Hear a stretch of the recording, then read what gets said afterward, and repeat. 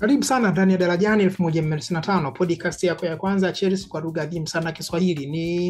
Ni siku nyingi hatujaonana, ni siku nyingi ni hatujawa wote, lakini hatimaye Mungu ametuwezesha tumerejea pamoja na tupo wote tunalisukuma gurudumu hili ni la Chelsea, kwa sababu sisi ndo mabingwa na dunia, na tupo hapa kuweza kupeana madini na kupeana mambo mengi ambayo labda haukupata nafasi ni ya kuyajua au kuyafahamu, haswa kupitia na mchezo wa leo ambao Chelsea tumetoka kucheza dhidi ya Burnley na mechi imeisha kwa magoli 2-0. Chelsea tukipata ni ushindi mwingine ambao ni ushindi muhimu katika mbio hizi ni za ligi kuu Uingereza, ukiwa ni mchezo wetu wa 12 katika msimu huu kwenye ligi kuu Uingereza, lakini ni mchezo wetu wa 18 kwa jumla ya michezo yote tuliocheza mpaka sasa.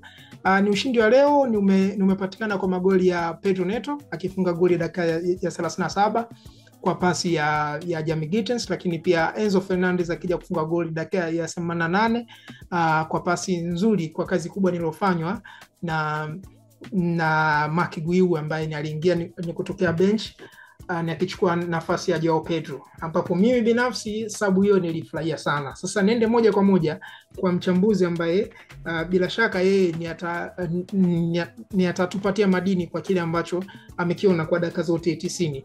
Hafidh Nacho, karibu sana. Dakika 90 bila shaka tumezishuhudia wote kwa pamoja, na tupatie ni uchambuzi wa kile ambacho nimekiona wewe kama ni mchambuzi.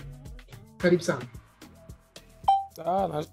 Nashukuru sana. Nafikiri Maresca kwanza kitu ambacho amekiangalia kwenye mchezo wa leo ni kupumzisha baadhi ya wachezaji ambao wanaonekana watakuwa wachezaji muhimu kwenye kikosi chetu kuelekea mchezo wetu dhidi ya Barcelona. Nafikiri tumeona Caicedo hajapata dakika kabisa.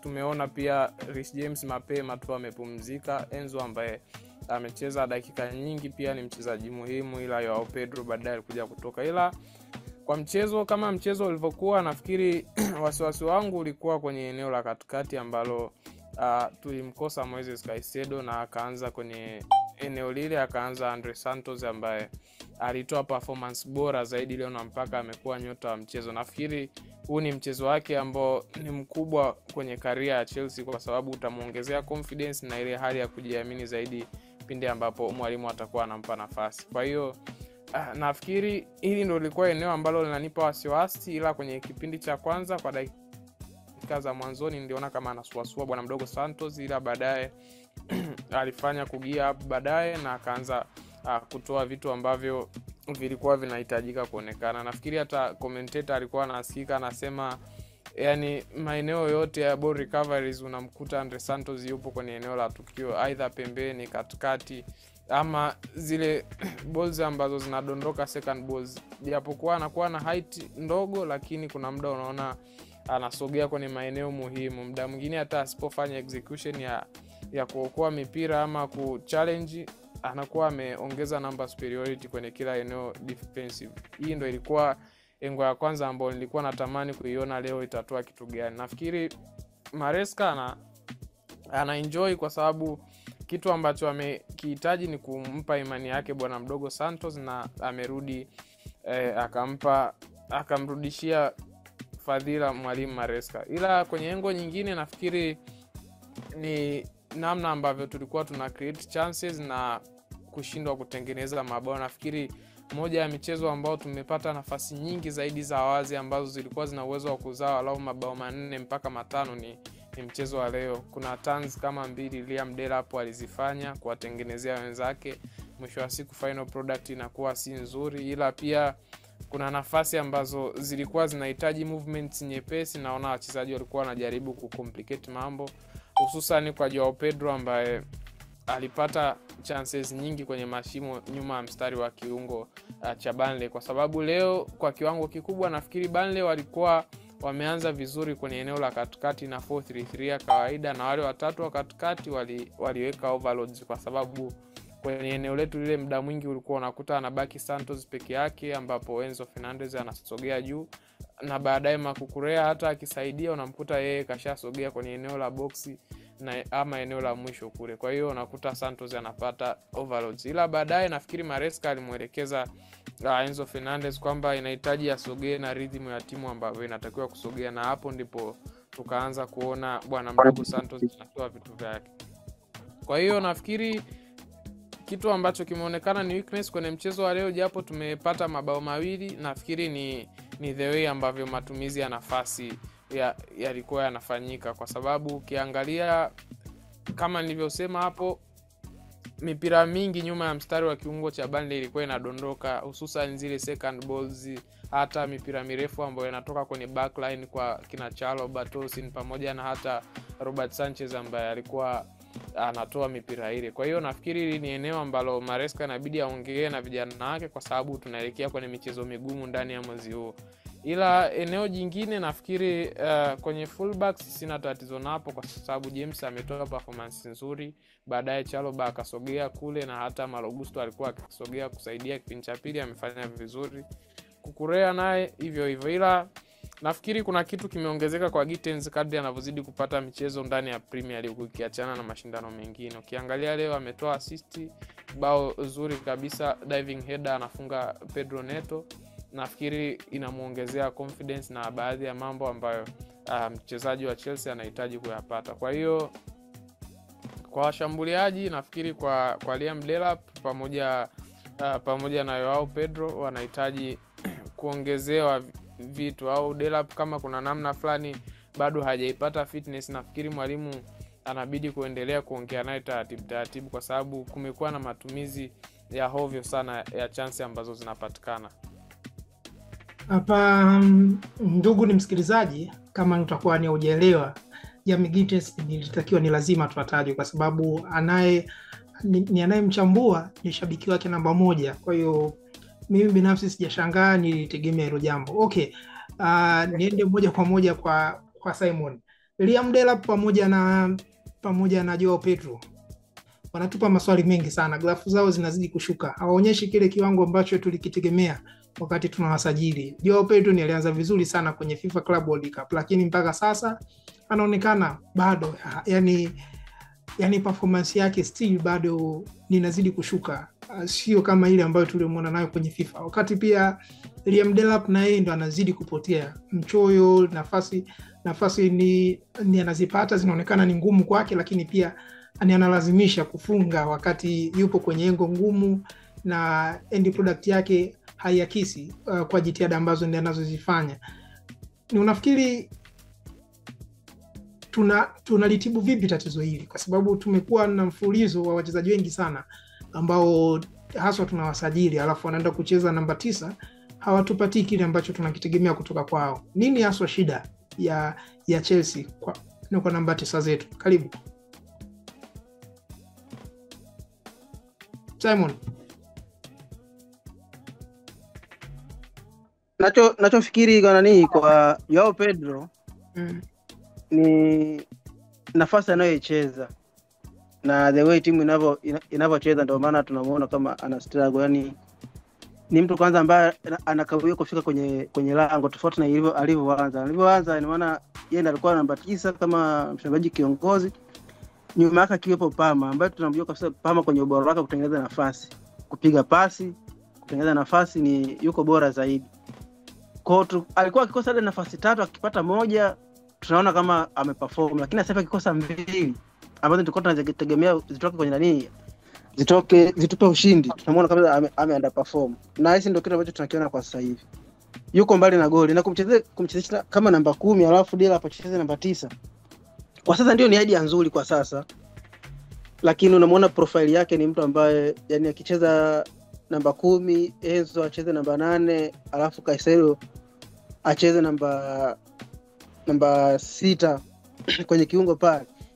Tunakosa kiungo ambaye nisemeje, siji mtu ambaye ni mnyumbulifu, ambaye anaweza kadribu mpira, yani akadribu mpira kutoka nayo kwenye phase moja kwenda kwenye phase nyingine. Tunakosa mtu wa hivyo. Yani wale ni watu ambao wa kuchezesha, yani ashuke chini mpira retain, aangalie nani yuko kwenye nafasi apige pass. Ndio wako hivyo viungo wetu au wote tunaowaona hapo, lakini mtu fulani ambaye kupiga pasi zile za through ball penetration kwenye nafasi kutoka katikati ya uwanja na sisi tuko na Palmer peke yake, hao wengine hawana uwezo huo zaidi ya kupiga zile diagonal passes, ndo nani wanaziweza. Kwa hiyo inamkuta Joao Pedro muda mwingi sana yuko anakaa mbali na goli, akimwacha Delap hapo. Pia akicheza 10 sio mzuri kutengeneza nafasi ambazo zitampa Delap urahisi wa kufunga.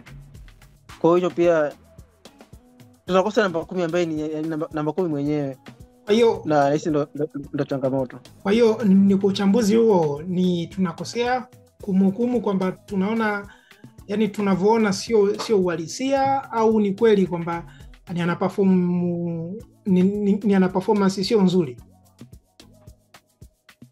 Mimi performance mimi siwezi kusema kama ana performance ambayo sio nzuri, hapana. Yaani kimawazo yangu mimi.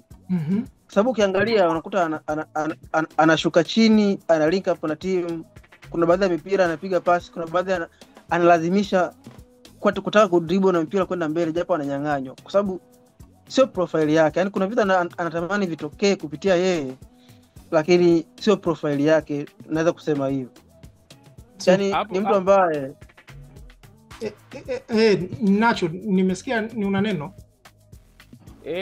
Nafikiri kuna kitu tumeshindwa kunotice. Yule Joao Pedro ambaye amecheza kwenye Club World Cup na huyo ambaye anahitaji kuonekana kwenye Premier League. Ukiangalia nature ya magoli au games ambazo ametoa performance, kuna aina fulani ya football.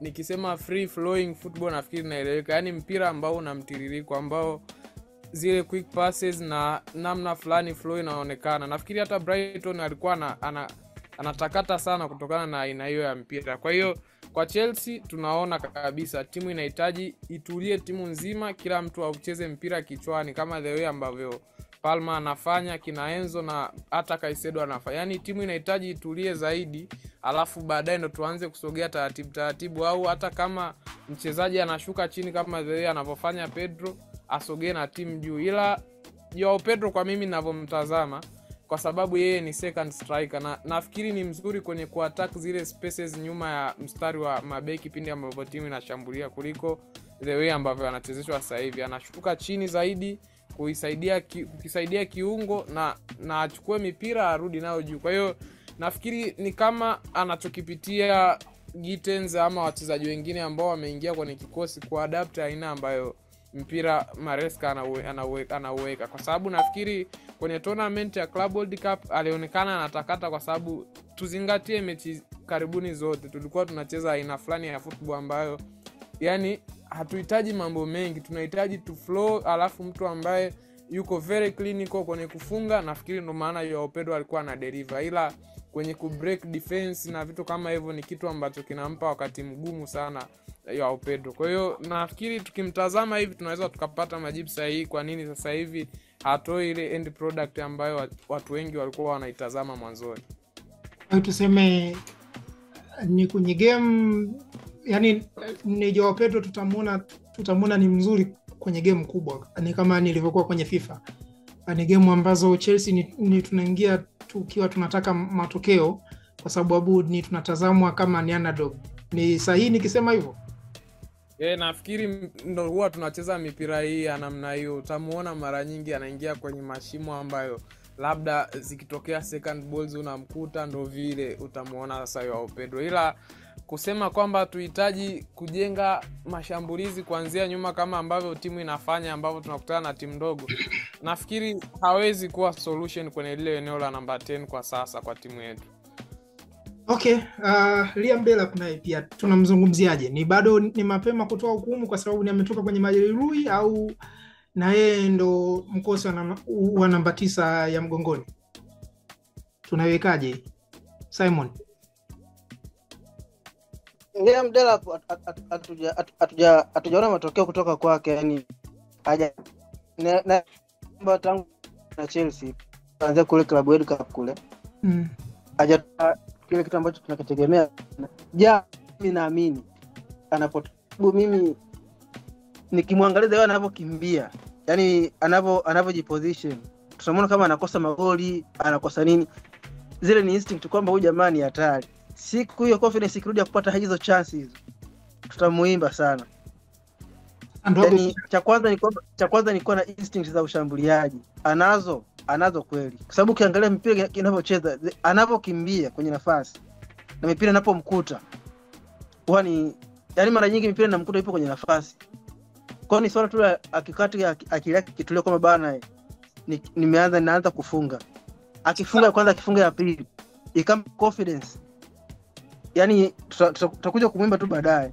Sasa ni tukisema hivyo, kulikuwa kuna haja gani ya kuingia sokoni ni kumsajili yeye? Kwa sababu ni hata hizo instinct ni unazozungumzia akina Nicholas Jackson ni walikuwa wanazionyesha, yani nafasi zilikuwa zinapatikana, lakini kitu ambacho tulikuwa tunakihitaji nafasi zisipatikane tu bali zitumiwe, na ndicho ambacho sababu ni ya kumleta Liam Delap. Lakini nafasi ni anazipata, lakini ni azitumiki, yani ninakuwa kama vile hatujatibu tatizo. Ni kama vile tumeingia sokoni kumsajili Nicholas Jackson mwingine, ninaweza kusema hivyo, kwa sababu Nicholas alikuwa ni anazipata hizo nafasi, na alikuwa ni anayefanya timu icheze, na alikuwa ni anafunga, yani ni japo kwenye nafasi 10 ni atafunga 3. Lakini kwa Liam Delap tunaona ni tofauti. Ni tunamhukumu sawa sawa au tujipe muda kwanza?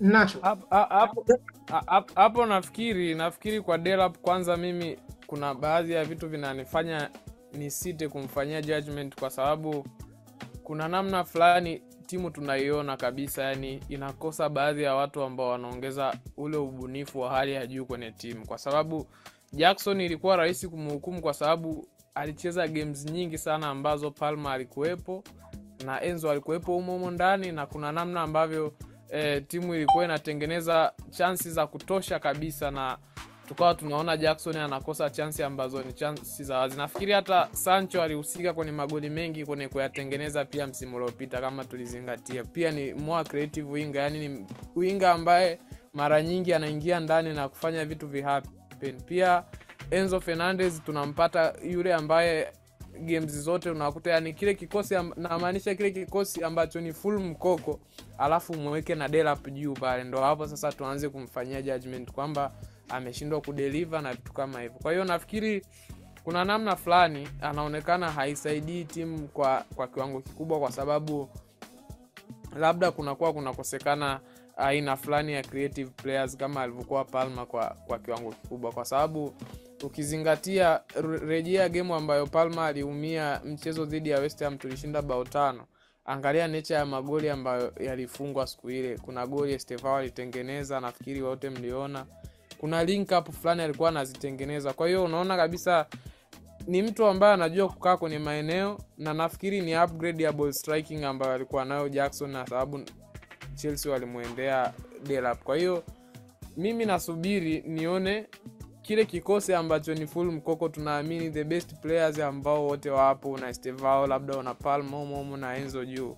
Hawa ndo wanaonekana ni more creative players, alafu umweke Delap pale asimame juu, alafu tuanze kumfanyia judgment, kwa sababu nina imani kubwa kwamba chances zitatengenezwa, chances za kutosha sana kwenye game ambayo utawapata wachezaji wote hapa. Sasa okay, mimi ndugu wachambuzi, ni mnaniacha njia panda kikweli. Mnaniacha kwenye mataa. Kivipi? Liam Delap sio kama nafasi yatengenezewe. Yani ni akina creative players, sijui ni tunawataja ni akina Cole Palmer. Okay, ni kweli ni tunamiss ni uwezo wao, lakini kwa Liam Delap sio kama nafasi yatengenezewe. Nafasi ni anazipata. Ndio maana pia ni Simoni ni amesema kitu ni things yenyewe ni mnasema nyinyi wazungu, lakini nafasi ni zinapatikana. Kwa mfano game ya leo, sawa, game ya leo ni amepiga mashuti mawili, sawa, kwenye game nzima. Kwenye mashuti hayo mawili hakuna ni on target ni hata moja, wakati pia ni expected ni goals ni 0.04. Sio kama nafasi yatengenezewe. Amegusa ni mpira ni mara 20 ndani ya box, ni amegusa ni mpira mara 4. Mimi ninachokizungumzia, okay, ni umeshatengenezewa nafasi, sawa, mpira ni umeupata. Yani baada ya wewe ni kuna hatari gani ni unayoifanya? Ndio kitu ambacho mimi sasa ndio inanitia mashaka, kwa sababu ni unavyowataja ni akina Cole Palmer. Okay, Cole Palmer pia ni anaweza ni akamtengenezea, lakini baada ni ya kumtengenezea mchezaji mwenyewe husika ni anafanya nini? Sasa hivi ni akina Enzo wanamtengenezea nafasi, akina Joao Pedro sijui wanamtengenezea nafasi, Pedro Neto wanamtengenezea nafasi, lakini mwisho wa siku hakuna kitu kinafanyika yeye kama forward. Yaani hapo sasa shida haswa inakuwa ni nini? Alafu hii naona kama vile sijui niweke vipi. Ukiangalia kwenye takwimu karibu ni ya miaka 20 namba 9 ambazo tumekuwa nazo, unaweza kusema kwamba anaweza akafanya jambo la hatari, hawafiki hata watano. Sasa ni tatizo ambalo tuko nalo Chelsea, kama vile tumelaaniwa, sijui niweke hivyo, kama vile tunamkosi na kupata forward hatari, au ni vipi? Kwa sababu hii inachanganya. Yaani kiukweli nikiangalia ni takwimu ni za Liam Delap katika mchezo wa leo, kiukweli sio takwimu nzuri ni hata kidogo kwa forward yoyote kuwepo ni uwanjani kwa dakika ni alizozicheza. Lisali moja ni na dakika 7. Yaani upo ni uwanjani lakini hakuna ni on target hata moja alilopiga. Na yani mimi ndio hicho kitu ndicho kinachonichanganya. Okay, hakuna ni on target umepiga, basi walau basi ni utengeneze nafasi. Hakuna hata nafasi ni alotengeneza. Bado pia kwenye nafasi ambazo zinaonekana ni ngumu kwake analazimisha kupiga, alafu still hakuna kitu kinachofanyika. Hicho ndio kitu ambacho mimi kinanitia wasiwasi. Sio issue ni kuwa nina kina Cole Palmer sijui ni Estevao. Sipo huko. Nipo hapa kwenye wewe kama mchezaji. Sasa tumeshakutengenezea, fanya kitu. Tuone maajabu yako. Hapo ndipo mtihani unapokuepo. Shida haswa ni nini? Eti Simoni, shida haswa ni nini? Kipi kinatusibu washambuliaji wetu? Mimi ukiniuliza kwamba shida kwa washambuliaji, kwanza ukisema nani ya leo nitakuuliza kwamba nafasi ngapi katengenezewa ambazo zilikuwa ni za wazi. Sababu mshambuliaji tumekuwa kwa nafasi za wazi. Zile half chances ile ni extra. Ani hapo hasa ndio mtu unatoka kutoka kwenye good player unakuwa world class, kwa sababu unaweza kufanya vitu ambavyo kila mtu anabaki yani mdomo wazi, ndio inakuwa world class. Nafasi za wazi ngapi ametengenezewa ambazo amekosa kwa leo? Kiangalia hauoni hata michezo mingine kwa nafasi ilibidi hata mtu yote anataka kufunga pale akashindwa. Hauoni? Na hapo ndo unarudi kwenye point ya kwamba aina wachezaji ambao wanakuepo kumzunguka inakuwa si rahisi sana kuzifungua hizo loku zikapatikana chance ambazo ni nzima kama anavyosema hapo Simon. Kwa hiyo ukimpata mchezaji ambaye ni kilainishi zaidi kwenye defense ya mpinzani, utaona hizo clear chance ambazo zinasemwa kwa Delap. Kwa sababu ukiangalia hata the way ambavyo leo alikuwa anajaribu kuattempt baadhi ya nani ya situation, unaona kabisa sio zile clear chance ambazo kwa mchezaji wa daraja ambalo tuseme ni improving player, kwa sababu Delap huwezi kumweka kwenye old class kwa sababu bado hajafanya hivyo vitu ambavyo vinashawishi watu kuamini kwamba ni old class player. Kwa hiyo zile chance finyu ambazo anazipata inahitaji mchezaji ambaye ni upgrade zaidi ndio viweze kutokea vitu. Kwa hiyo nafikiri tusimhukumu zaidi, kwa sababu kitu ambacho kilimuua Jackson ilikuwa ni the way ambavyo anapata clear chances. Yani unakuta sometimes yani amefanya movement ambayo, turudi tu kwenye finali ya conference, kuna movement moja ilikuwa yeye mwenyewe basi kafika 1v1 na goalkeeper, sijui alifanya nini Mungu wangu. Kwa hiyo unakuja kuona the way ambavyo Delap anapata service ni tofauti na mwenzake aliyepita, na ndio kitu ambacho kilifanywa aletu. Na hata the way ambavyo anajaribu kuattempt na ball striking yake ilionekana ni upgrade ya Jackson, na ndio maana watu waliamua kwenda na Delap. Na hata baada ya kusajiliwa Joao Pedro tunaona pia ni mzuri, yuko very clinical, wakaona si mbaya kumwachia Jackson kama itawezekana. Okay, sawa. Ni wachambuzi wangu sisi. Mimi nawakilisha mashabiki. Sijui sana ni masuala ya kiufundi, lakini kama ni mnatuambia tuwasubiri ni akina Cole Palmer, basi wacha tuone nitakavyokuwa. Lakini binafsi mimi na mashabiki wengi tunakileka sana na hichi kiwango ni anachokionyesha ni Liam Delap, sana Liam Delap, japo ni amechelewa kurudi. Sasa grafu pia ya Joao Pedro ndio inazidi kututia mashaka kwa kile ambacho ni anachokionyesha. Sijui ni vipi, subiri labda ni ngoja tuone game na Barcelona ni atakavyocheza, kwa sababu labda huko ndio tutacheza kwenye ile ni flowing ni aliyosema ni Nacho mwenyewe. Wao ndo wachambuzi bana, wao ndo analijua soka. Andre Santos can prove wrong leo, man of the match, amebeba tuzo na ni kama vile watu ni wanasema Moises Caicedo kama vile pengo lake leo halijaonekana kwa kile ambacho amekifanya ni Andre Santos. Wachambuzi wangu tumchambue kwa haraka ni Andre Santos, lakini pia ujio wake na kwa hiki ambacho amekifanya leo ni kama vile sasa kinapunguza pressure ya Romeo Lavia kurudishwa mapema. Au mna mtazamo gani katika hili? Karibuni. Hafiz, naanza na wewe. Nafikiri Santos kitu ambacho leo amejaribu kukiongeza kwa ukubwa zaidi, amegundua kwamba unajua mchezaji ameamua kugundua kwamba mimi nina baadhi ya instinct ambazo zipo ndani yangu, kwamba Santos sio mzuri kwenda kwenye physical battle. Nafikiri niliandika hiko kitu kuna siku. Sio mzuri physically kwa nature ya mwili wake ulivyo na height ambayo anayo, tofauti na ukimwangalia the way ambavyo Caicedo alivyo, pamoja na hata Dario Esugu ambaye alionekana kwa dakika chache ndani ya Chelsea. Kwa hiyo mipira mingi ambayo umeona leo anafanya kwenye defensive actions, unaona kabisa ni interceptions za kutosha kama nitakuwa sahihi, kwa sababu anajua kusoma mchezo. Ndio kitu ambacho amekiongeza leo, kwamba nikae wapi, nitakutana na mpira wapi na wapinzani, kutokana na flow ama rhythm ya game ilivyo, nikae kwenye maeneo gani ili kuwalinda walinzi ambao wako nyuma yangu. Kwa hiyo hiki ndio kitu ambacho kimemfanya anaonekana kwenye eneo kubwa. Sina shaka na the way ambavyo anajitahidi wa kucover distance kubwa ndani ya kiwanja, kwa sababu ni kitu ambacho amekionyesha tangu siku ya kwanza ambapo alipata match na dakika ndani ya Chelsea kwa msimu huu. Kwa hiyo zile runs anazozifanya ndani ya kiwanja ni kawaida kwake, ila upgrade ambayo ameonyesha leo ni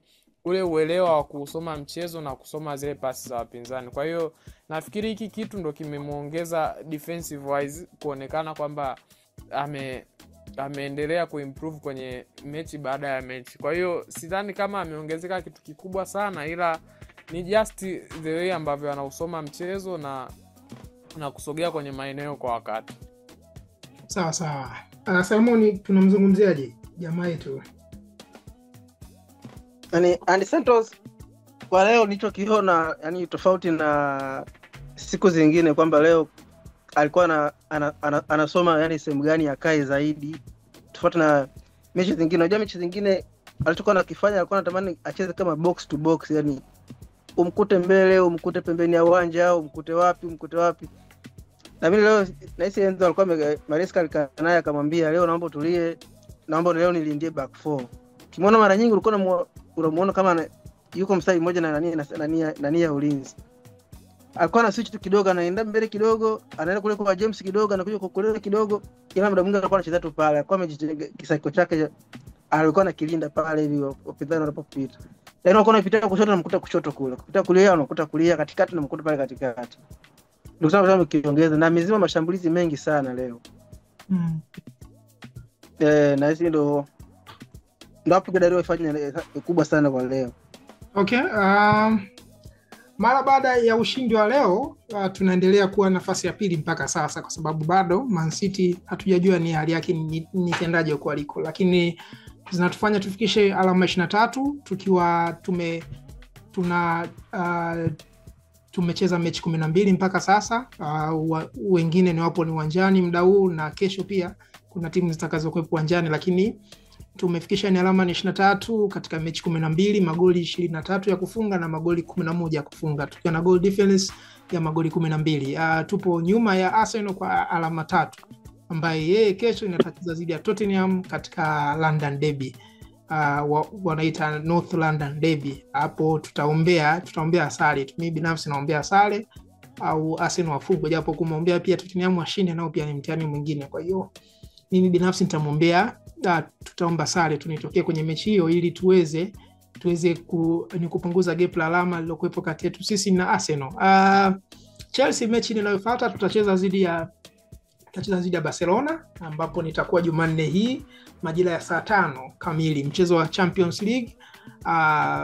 Utakuwa ni mchezo mgumu na mchezo ambao ni unasubiriwa kwa hamu, kwa sababu kuna bato nyingi yani hapo ndani, japo Cole Palmer ni rasmi kocha alisema kutokana na changamoto aliyokutana nayo ya kupata ajali na kuvunjika kidole akiwa nyumbani kwake, kwa hiyo mchezo huu ataukosa. Japo niangekuepo ngoma ningenoga sana. Kwa hiyo siku hiyo nitakuwa ni Lamine Yamal zidi ya Estevao, itakuwa Kukulela zidi ya Lamine Yamal. Nitakuwa ni mechi fulani hivi ambayo wazungu wanasema goosebumps zenyewe nitasimama, hali nitakuwa tete kwa dakika zote 90 kwa namna ambayo mechi nitakuwa. Kwa hiyo mechi ijayo ni zidi ya Barcelona. Nafikiri tutakutana tena hapa kuweza kuletea na uchambuzi hapa kwenye Audiomack, lakini hapa kwenye YouTube. Hakikisha ni unafollow na kusubscribe. Mimi ni Mr. Darajani, nilikuwa na wachambuzi wangu Simon Barnabas pamoja na Hafiz Nacho. Asante sana, alamsik. Shukrani sana. KTDFFH, keep the blue flag flying high.